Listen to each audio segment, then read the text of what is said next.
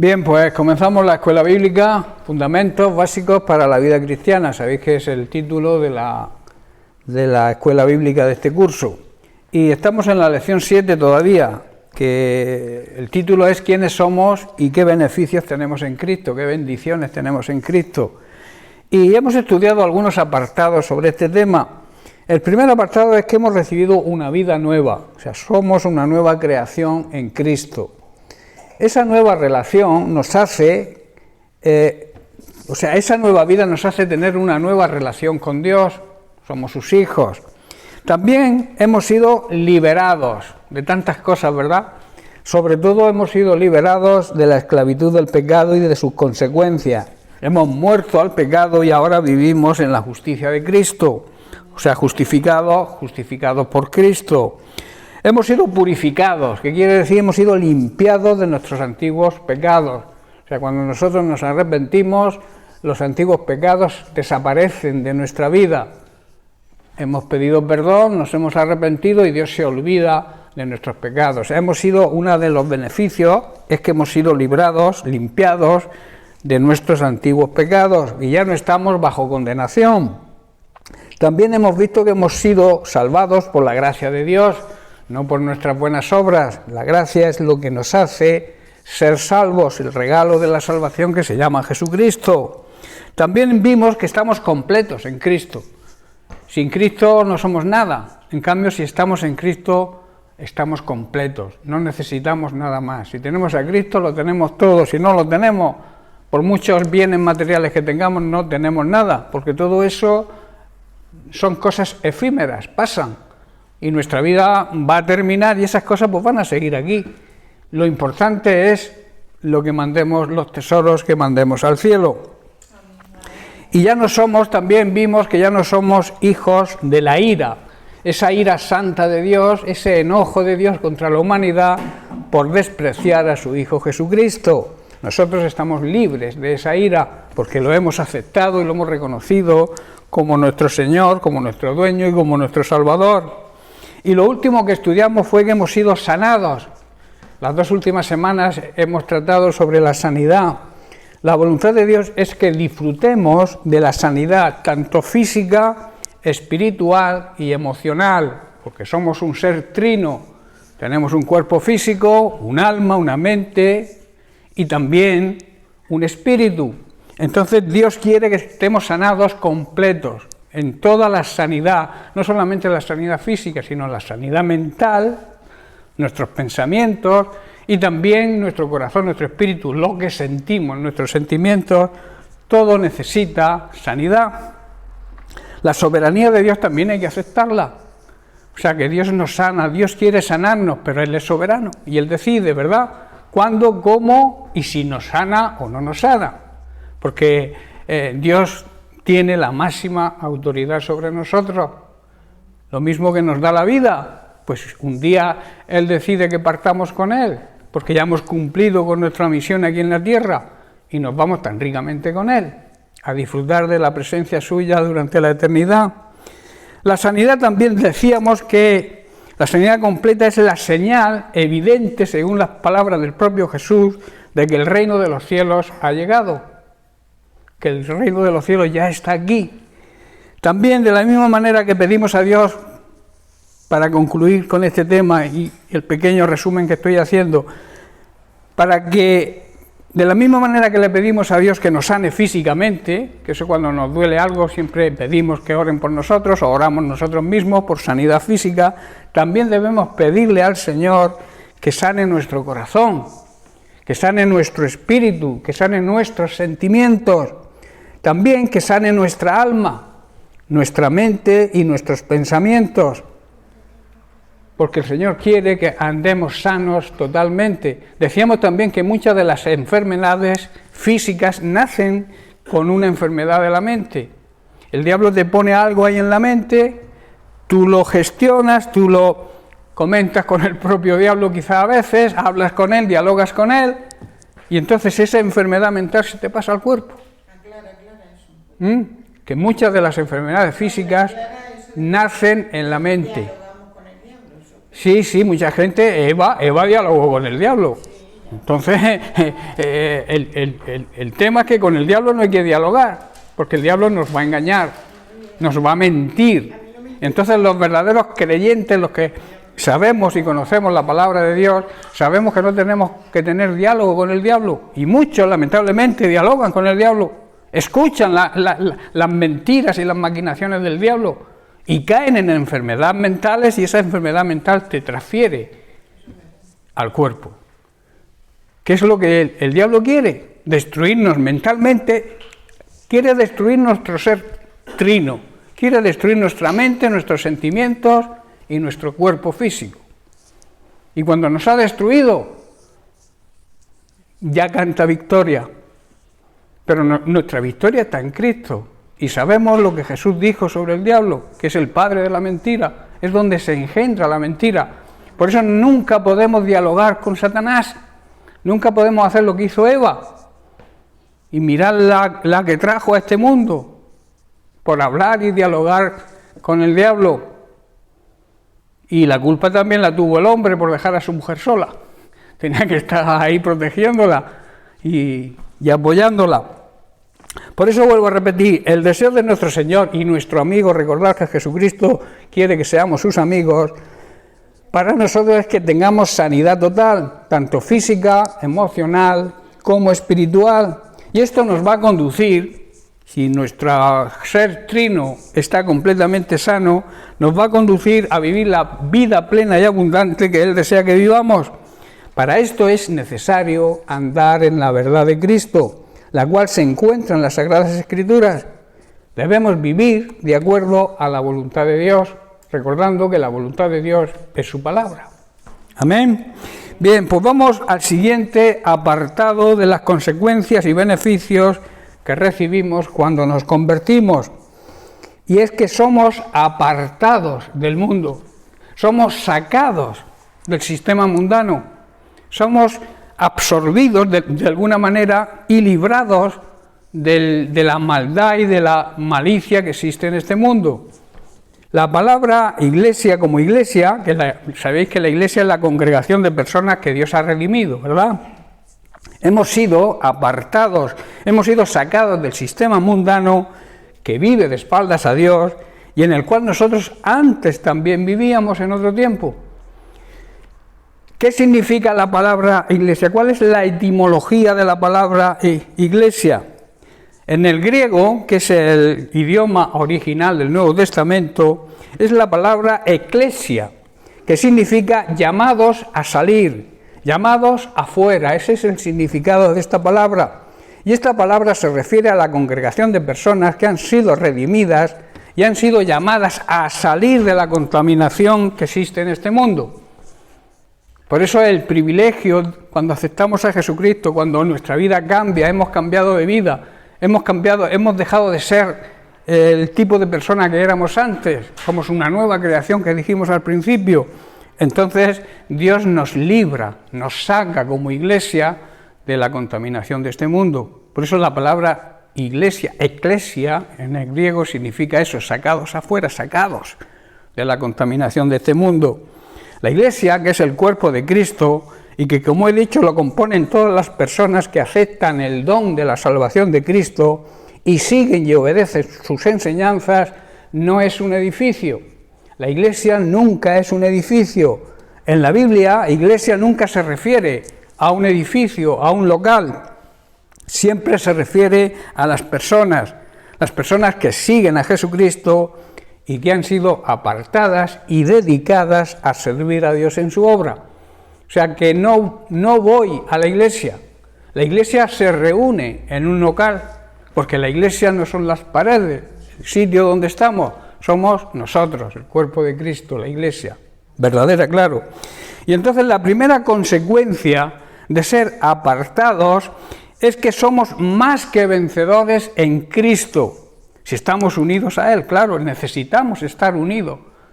Cristo es la cabeza y nosotros somos el cuerpo, y cuando estamos unidos a Él, no somos vencedores, sino que somos más que vencedores. Y somos más que vencedores la iglesia al completo, por eso la iglesia debe andar en unidad. Nosotros no podemos ver a hermanos derrotados, porque la iglesia tiene que ser una iglesia vencedora. Y entonces nuestro trabajo cuando vemos a alguien que se nos queda en este sentido atrás es animarlo a seguir adelante, a que sea un vencedor. Por eso la iglesia de Jesucristo nunca debe vivir en derrota. Debemos vivir en victoria. Cuando vivimos en el orden de Dios, Dios está de nuestro lado y nada ni nadie podrá hacernos frente. Eso es una verdad y es una promesa bíblica. Nadie nos podrá hacer frente si nosotros estamos unidos a Cristo. Si nosotros seguimos y obedecemos la palabra de Dios, las instrucciones de las Sagradas Escrituras. Y esto, al poder hacerle frente a todas las oposiciones que nos surjan, es reconocer que Cristo es nuestro escudo, nuestra fortaleza y el lugar de reposo. Cuando estés agobiado, cuando te falten fuerzas, cuando veas que el enemigo te ataca y quizás pienses que no tienes defensa, tienes que recurrir a Cristo, porque Él es nuestro escudo, quien nos protege de los dardos del enemigo. La palabra de Dios nos protege también, porque la palabra de Dios es Jesucristo, es el Verbo hecho carne. La fortaleza también, o sea, la muralla que nos protege es la palabra de Dios cuando andamos de acuerdo y convivimos con ella. Y también es nuestro lugar de descanso. Cuando te sientas agobiado, ve a la palabra de Dios. Con paciencia, con tranquilidad, busca la dirección del Espíritu Santo, busca esa paz y ese reposo que Cristo nos da y nos regala. El apóstol Pablo en Romanos capítulo 8, vamos a leer los versículos del 31 al 39. Dice Pablo y pregunta, ¿qué pues diremos a esto? Si Dios es por nosotros, ¿quién contra nosotros? Dicho de otra manera, si Dios está de nuestra parte, nadie nos podrá vencer. Ninguna arma forjada contra nosotros va a prosperar, va a salir vencedora. Vamos a salir nosotros vencedores contra cualquier calumnia, contra cualquier falsa mentira que se diga sobre nosotros, sobre cada ataque del enemigo. Vamos a salir vencedores, porque es una promesa de Dios para sus hijos, es la herencia de sus hijos. Versículo 32 dice, el que no escatimó ni a su propio Hijo, sino que lo entregó por nosotros, nos lo regaló, ¿cómo no nos dará también con Él todas las cosas que necesitemos? Son preguntas que está haciendo Pablo y que deberíamos aplicarlas a nuestra vida y reconocer que Dios nos provee de todo, porque ni siquiera se guardó a su Hijo, no lo escatimó, o sea, no lo regateó, sino que lo ofreció a su propio Hijo, a lo que más amaba, para que nosotros pudiéramos ser salvos. Y entonces dice el versículo 33, ¿quién acusará a los escogidos? Sabéis que los escogidos de Dios son aquellos que responden a su llamado. El Señor nos llama, y cuando respondemos al llamado, se nos llama elegidos. Dios nos llama a todos. O sea, todos podríamos ser elegidos por Dios si respondemos al llamado. Entonces, dice, ¿quién acusará a los que Dios ha llamado y han respondido a su llamado? Dios, dice, es el que justifica. Nadie nos podrá acusar porque Dios mismo nos puso en una relación correcta con Él, nos declaró inocentes por medio de Cristo. Eso es lo que se le llama la justicia de Dios, la justificación que Cristo hizo por nosotros. O sea, Él cargó con nuestra sentencia que era condenatoria. Nosotros merecíamos la muerte, la paga del pecado es muerte, muerte espiritual, la condenación eterna. Pero Cristo asumió la sentencia que nos correspondía a nosotros, murió, tuvo que morir, tuvo que descender a los infiernos y rescatar a los que estaban cautivos, a los que estaban en el seno de Abraham y llevarlos al cielo. Esa fue su misión. Entonces, eso significa la aplicación de la justicia de Cristo a nosotros, y es un beneficio que recibimos cuando nos convertimos, cuando le aceptamos como nuestro dueño, y también como nuestro Salvador y suficiente, o sea que no es necesario nada más. Jesucristo es el único que puede salvar la vida de las personas, la vida eterna me refiero. Él nos libra de la condenación eterna mediante cargar con nuestra sentencia y podemos presentarnos al trono de la gracia de Dios para pedir el oportuno socorro sin sentirnos culpables. Por muchas personas, por muchos supuestos miembros del Señor que te digan que Dios no te ha perdonado, olvídate. Si tú has aceptado a Cristo, si te has arrepentido, todos tus pecados anteriores han desaparecido. Quizás te tengas que arrepentir del que has cometido hace un minuto, pero si te has arrepentido del que cometiste hace 10 años, eso ya el Señor no lo tiene en cuenta, porque se olvida. A veces el diablo nos quiere recordar, mediante estos supuestos ministros o ministras del Señor, nos quiere recordar que éramos lo que éramos. Pero Cristo pagó un precio, y un alto precio, para que nosotros pudiéramos ser declarados inocentes. No te creas las mentiras del diablo, que el diablo utiliza también a falsos ministros, a falsas iglesias, a falsos siervos supuestos del Señor, para acusarnos y recordarnos lo que éramos. Si Dios no se acuerda, ¿por qué me he de acordar yo? Cuando el diablo te hable de tu pasado, recuérdale su futuro. Recuérdale dónde va a terminar él, con valentía. Porque sabes y conoces la palabra de Dios. ¿Quién nos condenará? Por tanto, Cristo es el que murió, más aún el que también resucitó, la victoria está ahí, el que también está sentado a la diestra de Dios y el que ahora está intercediendo por nosotros. Ese es el ministerio de Cristo. Cumplió su ministerio aquí en la tierra. Ahora estamos en la dispensación del Espíritu Santo y Él está ahora mismo intercediendo por ti y por mí ante el Padre. Es nuestro abogado intercesor.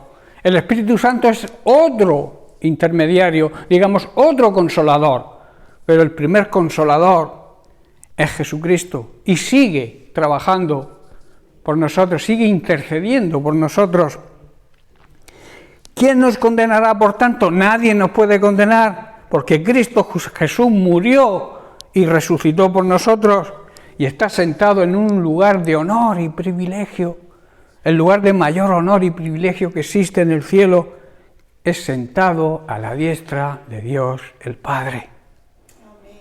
Y supuestamente allí estamos tú y yo, espiritualmente hablando, si estamos unidos a Cristo, estamos unidos a la cabeza, estamos en el mismo lugar de privilegio que está Jesucristo. ¿Estáis entendiendo? Por eso nuestra vida tiene que ser una vida en acuerdo con esta situación. Debemos, el amor que Cristo ha demostrado mediante su entrega, entregando a su Hijo, y el propio Jesús entregando su propia vida, eso nos obliga, nos compromete a servirle como Él se merece.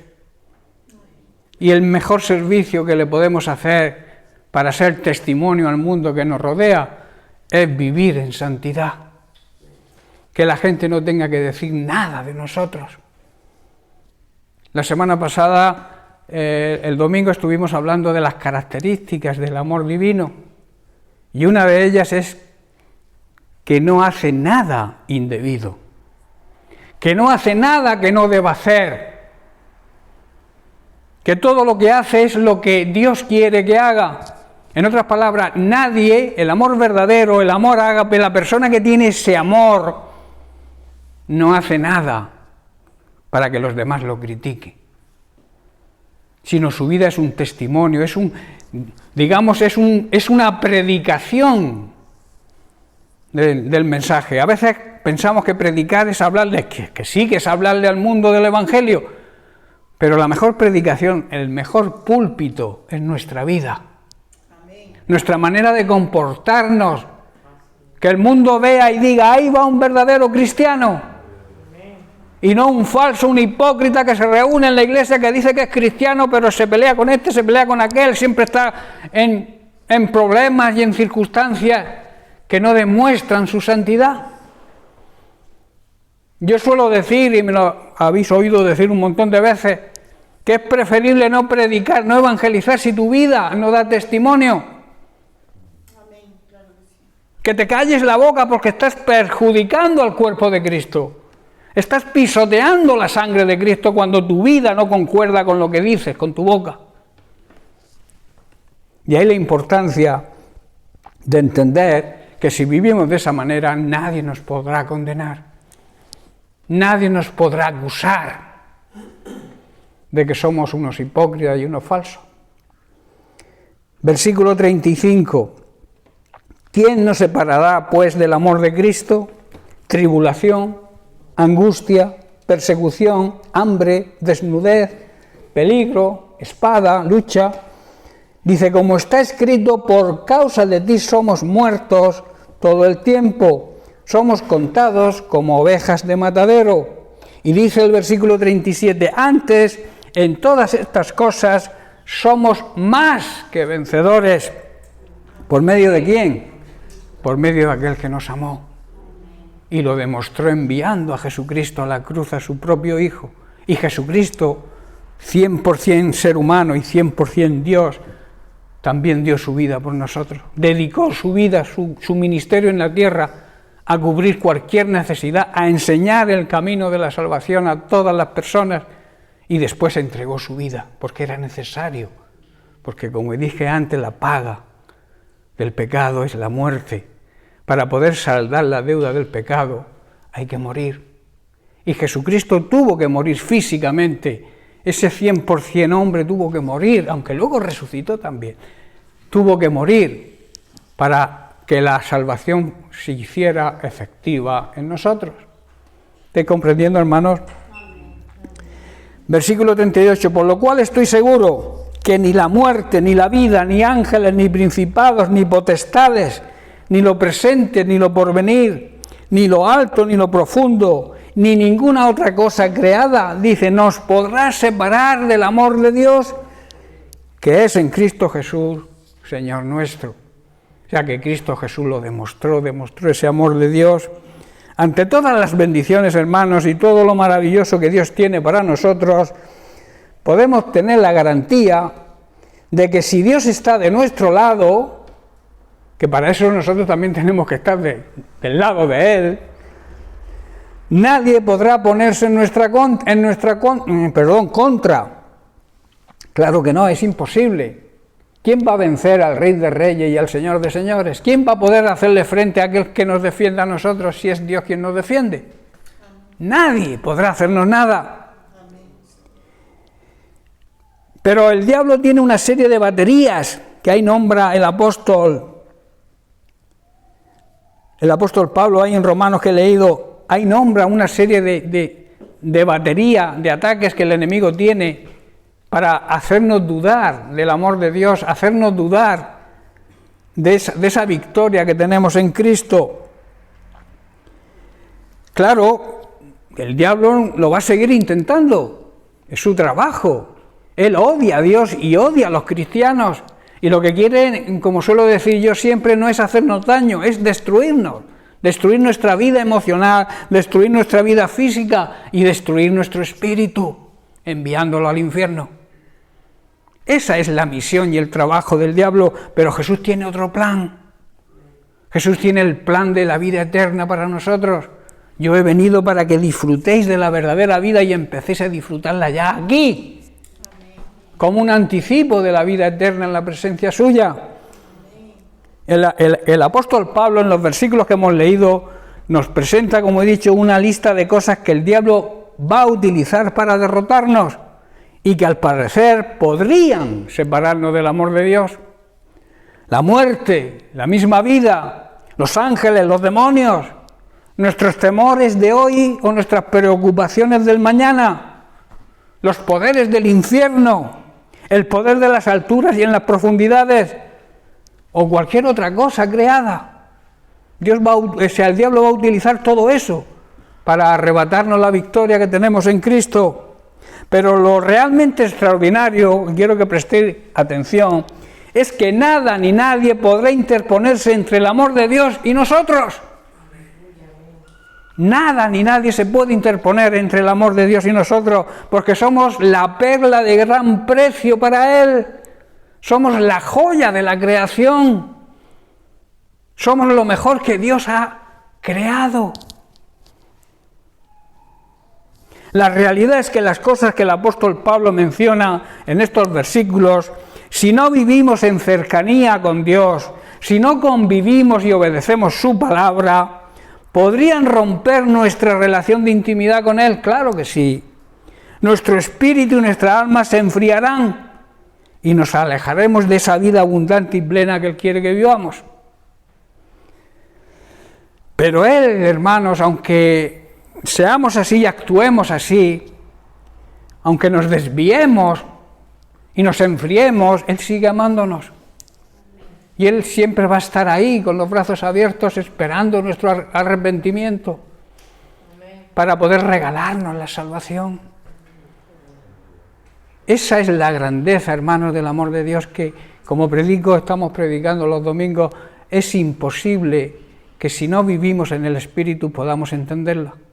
Nunca podremos en nuestra carne entender la grandeza y la extensión del amor de Dios. Porque a veces queremos analizar el amor de Dios como el amor humano, pero no tienen nada que ver uno con el otro. El amor humano exige, el amor divino da. O sea que es 100% opuestos, no tienen nada en común. Pero el amor de Dios es el verdadero amor. El amor en griego ágape, el amor de Dios, el amor verdadero, que el Espíritu Santo cuando nos convertimos derrama en nuestro espíritu, en nuestro corazón. Y tiene que fluir hacia los demás. Tú no puedes guardarte el amor de Dios para ti. Tú te puedes aprovechar del amor de Dios, eso sí, pero tienes que dar ese amor que has recibido, porque lo has recibido de gracia. Y la Biblia enseña que lo que se recibe de gracia, hay que darlo de gracia. Si tú has recibido el amor de Dios como un regalo, tú tienes que regalar tu amor a los demás, incluso a tus enemigos. Aunque eso sea difícil de entender, el ser humano inconverso no entiende eso. ¿Cómo voy a amar yo a mis enemigos? ¿Cómo voy a hacerles bien a mis enemigos? ¿Cómo voy a darle un vaso de agua si me pide, si tiene sed mi enemigo? ¿Cómo le voy a dar de comer yo a mi enemigo? Pero Jesús lo dice, que hay que hacerlo así. Y Él dice que debemos amar como Él ama. Que nuestro amor hacia los demás tiene que ser el mismo que Él ha demostrado hacia nosotros. Y todos los que estamos aquí hemos recibido del amor de Dios, ¿verdad? Hemos llegado a experimentar el amor de Dios. Y si hemos llegado a experimentarlo, tenemos que fluir, que ese amor fluya de nosotros hacia los demás. No es que tengamos amor, sino que seamos amor como Dios es. Dios no tiene amor, Dios es amor. Y nosotros con sus genes, que tenemos sus genes porque somos sus hijos, nuestro ADN es el mismo que Dios cuando nos convertimos. El amor nuestro tiene que ser idéntico al suyo. Y si no, no estaremos en el propósito de Dios, no estaremos en su voluntad. Su voluntad es que nos amemos como Él nos ama. Hermanos, si vivimos alejados, hemos dicho que podemos perder la bendición de estar en la cercanía de Dios y sus privilegios. Pero si vivimos en una buena cercanía y sintonía con Él y con su palabra, Pablo nos asegura lo siguiente, que nada en toda la creación jamás podrá separarnos del amor de Dios, que está revelado, que fue revelado en la persona de Jesucristo, y que está convencido, esa persona está convencido de que nada podrá jamás separarnos de su amor. Si tú tienes el amor de Dios, si tú has aceptado a Cristo, si tú has nacido de nuevo, tú sabes perfectamente que no puede haber nada entre tu amor y el amor de Dios. No hay separación, el amor de Dios es inseparable. Y ese amor, recordemos una vez más que fue demostrado al enviar a su amado Hijo a morir por nosotros en una muerte indigna. La mayor injusticia que se ha cometido en esta tierra en un ser humano se hizo con Jesucristo. Lo crucificaron incluso desnudo, para mayor afrenta pública. Fue una muerte horrenda, fue crucificado entre criminales sin haberle hecho nada malo a nadie. Al contrario, todo lo que hizo fue hacer el bien a la humanidad, traernos también el plan de salvación de Dios. Y en cambio tuvo que morir en una cruz. ¿Por qué murió Cristo en una cruz? ¿Porque lo mataron los judíos? Los judíos fueron la herramienta, pero quien lo mató fueron nuestros pecados. Todos nuestros pecados. Por eso cuando Jesús, Dios nos perdona por medio de Cristo, estamos perdonados, estamos justificados, somos declarados inocentes por el juez de jueces. ¿Qué es un juez? Dios es un juez que no prevarica, nadie lo compra. Su justicia es una justicia real y auténtica y además eterna. Cuando Dios juzga a alguien, la sentencia es eterna. Si tú has sido llamado a la vida eterna, tu sentencia va a ser la vida eterna. Tu condena, por llamarlo de alguna manera, va a ser la vida eterna. Pero Pablo dice que no debemos descuidar nuestra salvación. Tenemos que estar pendientes siempre, porque la salvación es un proceso hacia la eternidad. Y en ese proceso, como hemos visto, el diablo puede ir metiendo sus garras para intentar derrotarnos. Por eso Pablo dice, cuida, preocúpate de tu salvación hasta que llegues a la meta, y hazlo con temor y temblor. ¿Estáis comprendiendo, hermanos? La base sólida, hermanos, el fundamento de la fe y de la vida cristiana es el inagotable y eterno amor, inmerecido amor, que es un regalo, porque un regalo se hace a veces a personas que no lo merecen. Y el regalo de Dios es un regalo que nos hace que no merecíamos. Dios nos ofrece ese regalo, pero claro, para disfrutar del regalo tienes que aceptarlo. Tú no puedes disfrutar del amor de Dios, del regalo de la salvación, si no aceptas a Jesucristo, si no recibes a Jesucristo por fe. Si no crees en lo que Jesucristo hizo por nosotros, tú no puedes recibir ese regalo. No puedes disfrutarlo.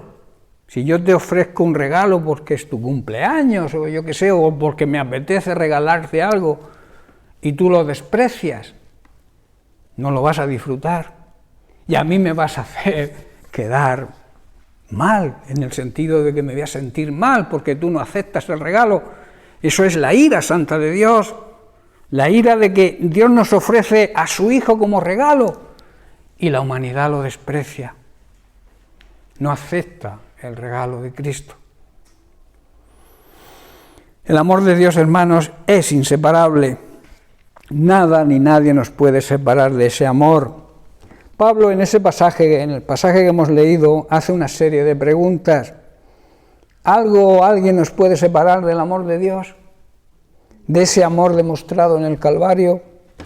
Quizá los problemas, quizá las aflicciones, la escasez, la pobreza, el hambre, quizá los peligros y las tormentas que atravesamos en esta vida, la persecución que sufrimos a veces los cristianos, las amenazas. Hay una iglesia que está siendo perseguida totalmente. El otro día vi un programa en televisión que hablaban de la iglesia perseguida. Hay cantidad de millones de cristianos que no pueden llevar una Biblia en la mano. En algunos países los encierran en la cárcel y en otros incluso los matan por tener una Biblia en la mano o por hablarle a alguien del Evangelio. Es tremendo, hay una iglesia que está siendo perseguida. Nosotros vivimos, digamos, en un oasis y por tanto debemos preocuparnos y ocuparnos y orar por esa iglesia perseguida, porque son hermanos nuestros que están sufriendo por creer lo mismo que tú y yo creemos. Lo que pasa es que a nosotros no nos llega, que llegará quizás, pero por ahora no nos llega ese tipo de persecución y debemos aprovechar el tiempo para llevar a cabo la gran comisión, llevar a cabo el mensaje de salvación, ofrecer el regalo de Cristo a las personas que no creen, en vez de andar en pérdida de tiempo, que a veces perdemos el tiempo de una manera absurda. El tiempo que dediques a ver culebrones en televisión, a ver televisión, ¿cuántas horas? Debemos analizar cuántas horas vemos televisión al día y cuánto tiempo estamos orando. ¿Cuánto tiempo estamos intercediendo por los problemas de la Iglesia actual, en la local o la Iglesia Universal de Cristo? Es una realidad esa que debemos aceptar. Y aquí estamos, vuelvo a repetir, en un país donde no hay gran persecución todavía a los cristianos. Hay persecución porque la hay, existe. Nos llaman generadores de odio por predicar el amor de Dios. Pero la persecución que están sufriendo algunos hermanos nuestros es terrible. Pero ellos no dejan de creer. Pero ellos siguen fieles. Eso me recuerda a mí a la iglesia primitiva cuando morían en el circo romano y morían cantando a Dios y abrazados. Eso tenemos que plantearnos. La persecución y las amenazas a nosotros no son de ese grado, ¿verdad? En 2 de Timoteo capítulo 3 versículo 12 Pablo le dice a su discípulo: todos los que quieran vivir piadosamente, o sea, todos aquellos que quieran vivir en obediencia a Dios, padecerán persecución. Si no eres perseguido, tienes un problema. Mirad bien que he dicho, si no eres perseguido, tienes un problema. Porque los verdaderos cristianos, aquellos que quieren agradar a Dios, aquellos que quieren vivir en obediencia a Dios, van a ser perseguidos. Son palabras del apóstol Pablo, no son mías. Ante toda esta serie de cosas se podría pensar que el Señor nos ha abandonado quizás. De hecho, muchos cristianos piensan así. Si estoy pasando, si estoy sufriendo, si estoy padeciendo persecución, es porque el Señor me ha abandonado. Muchos cristianos piensan así. Pero ese es un terrible engaño de Satanás. Esa no es la realidad es muy distinta. Si analizamos la palabra de Dios podemos observar que Dios nunca nos dice que cuando nos convirtamos nos va a librar de problemas y dificultades. Nunca, en ninguna parte de la Biblia lo dice. Pero sí dice que Él va a estar con nosotros para concedernos su gracia, su poder, su capacitación para afrontar situaciones difíciles. Su promesa está ahí. Yo estoy contigo y voy a estar siempre. Y lo que dice Dios cumple. Su palabra es eterna, como suelo decir yo, ni es antigua ni es moderna, es eterna. Todo lo relacionado con Dios es eterno. En Juan capítulo 16, versículo 33, después de anunciar a sus discípulos por las tribulaciones que habrían de pasar, les anima diciendo: estas cosas os he hablado para que en mí tengáis paz, para que estéis tranquilos, tengáis la paz de Dios, el saberse perdonados por Dios. En el mundo, en el sistema mundano en que vivimos, vais a tener aflicción.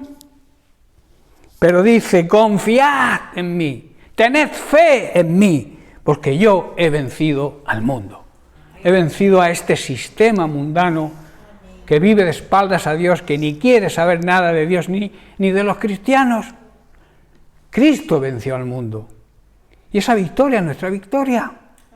Jesús está diciendo: os advierto que en medio de la aflicción, en medio de la prueba, debemos tener paz y seguridad. Esa paz y esa seguridad de saber que Él también enfrentó todo tipo de pruebas en esta vida cuando estuvo en esta tierra y salió vencedor. Cuando el diablo creía que lo había derrotado, resucitó de entre los muertos y lo venció por completo. ¿Verdad? El diablo ya hacía palmas, como se suele decir, con las orejas. Había matado a Cristo en la cruz. Pero luego se llevó el golpetazo de ver a Cristo resucitar de entre los muertos. y nosotros resucitamos con Él espiritualmente hablando cuando le aceptamos como Señor y Salvador, porque estábamos muertos, estábamos en la tumba, muertos espiritualmente, muertos en nuestro espíritu, y Cristo al morir y al resucitar, nos resucitó a nosotros también. Tremendo, ¿verdad? Debemos saber también que Él promete estar con nosotros siempre. Y siempre significa en momentos de bonanza, que a veces no nos acordamos de Él cuando las cosas nos van bien, pero Él está ahí también, Él está proveyendo esa bonanza, o también en los momentos difíciles, ahí sí nos acordamos de Él, ¿verdad? Pero Él sigue también estando ahí para echarnos un capote, como se suele decir. Él está ahí con su gracia para darnos la capacitación, la capacidad para resolver cualquier situación difícil. La Biblia, hermanos, está llena de promesas. Voy a repasar, para terminar esta noche, voy a repasar algunas de las promesas que Dios hizo a grandes siervos de Dios. En Génesis capítulo 26, versículo 3, Dios le promete a Isaac: habita como forastero en esta tierra y estaré contigo. Y te bendeciré además, porque a ti y a tu descendencia daré todas estas tierras, y confirmaré, Dios siempre confirma su palabra, el juramento que le hice a Abraham tu padre.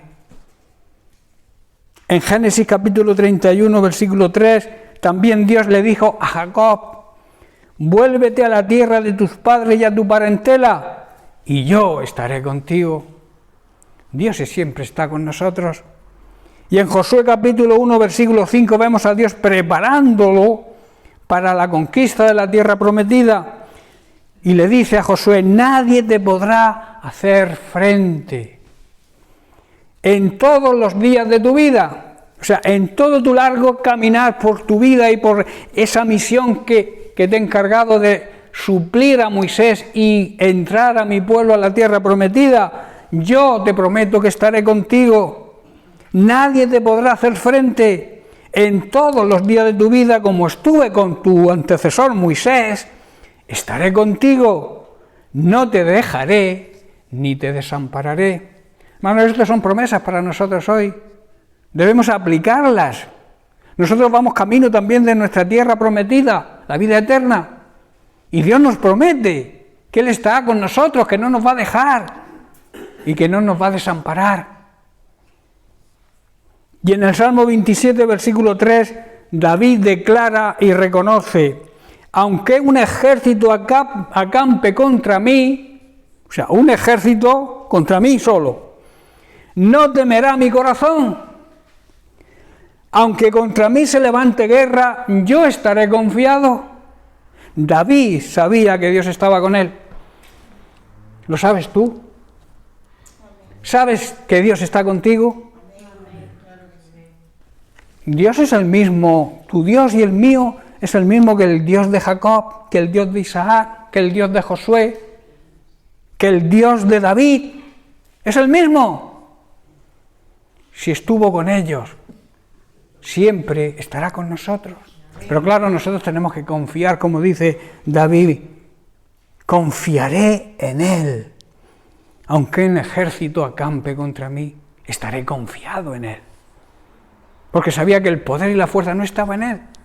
¿Por qué venció David a osos y leones para proteger su rebaño, el rebaño de su papá? ¿Por qué? Porque él no confiaba en sus fuerzas. Él sabía que Dios le iba a dar fuerzas para proteger al rebaño. Un ser humano, y además un joven, que era un jovencito, ¿puede vencer a un oso? ¿Puede vencer a un león? Tú y yo a veces tendremos osos y leones que enfrentar en nuestra vida, ¿verdad? Problemas grandes, serios, de muchas formas. Y quizás tú pienses: yo no puedo con mi fuerza. Pero haz lo que hizo David. Confió plenamente en Dios y pudo vencer. Pudo salir vencedor. Y en el Salmo 91, el salmista, en el versículo 15, vemos promesas de Dios a la persona que viva de acuerdo a su palabra, a la persona que viva bajo su abrigo. Dice: me invocará, esa persona me invocará y yo le responderé. Invocar significa clamar en voz alta, pedir ayuda en voz alta.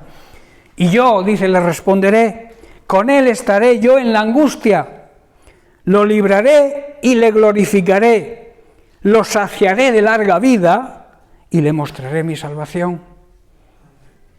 Pero para eso tenemos que vivir bajo su abrigo. Vivir bajo su protección significa vivir en el orden de la palabra de Dios. Cuando tú te sales de la palabra de Dios, cuando tú andas en desobediencia y en rebeldía a la palabra de Dios, te sales de su cobertura y entonces corres graves peligros.